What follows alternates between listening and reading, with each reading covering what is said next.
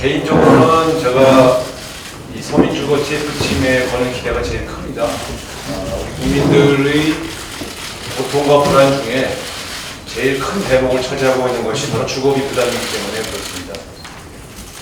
주거 문제 해결 없이 인생 문제 해결 없다 이런 각오로 우리 민생 TF팀, 서민주거 TF팀이 활동해 주십사 부탁을 드리겠습니다.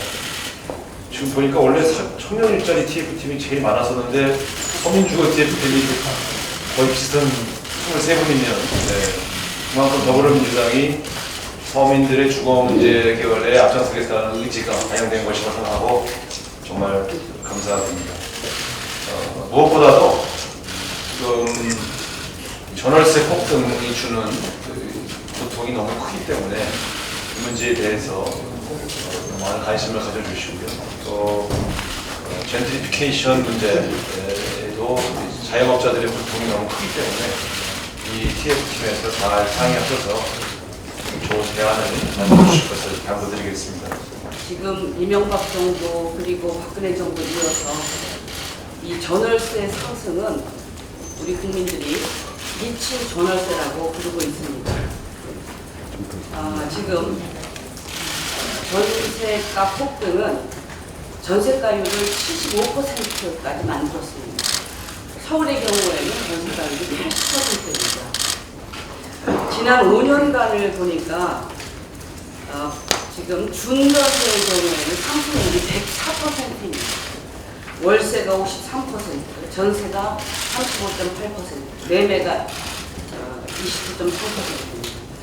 이런 상승률은 정말 국민들이 지금 복성이라고 하는 그 영화가 인기인데요. 정말 국민들의 복성이 전 국토를 울린다고 해도 과언이 아닐 것입니다. 지금 소득 대비 임대료를 보면은 저소득층에서는 소득 대비 임대료 비율이 34%까지 다다랐습니다. 또 어떤 연구기관에서 그 통계경제연구원의 연구에 의하면 이 지금 임대료가 소득 대비 임대료 부담이 40%를 넘는 것으로 그렇게 하고 있습니다. 그동안 박근혜 정부가 3년 동안 국민들이 이 전월세 문제에 대한 독성에 대한 답변으로 3년 반 동안 11개의 부동산 대책을 계속 쏟아내고 있습니다. 이 부동산 대책은 주로 빚내서 집을 사라고 하는 그런 부동산 경기 부양 정책이었습니다. 그래서 지금 그 가계부채가 1,200조를 넘고 있는 것을 잘 알고 있을 것입니다. 그리고 이 임대료 부담 때문에 소비가 위축돼서 지금 경제 상황이 극도로 내수 경기가 어려워지고 있는 것을 다 잘 아는 그런 사실입니다. 그때 정말 전월세 상한, 인상률 상한제라든가 좋은 정책은 이미 다 나와 있습니다. 근데 정말 철벽을 마주하는 상태여서 정말 절반밖에 느끼지 못했는데 이저 국민이 만들어준 여대여서에서 이 문제를 해결할 첫째와 책임이 우리한테 있다고 생각을 합니다. 그리고 한 가지 또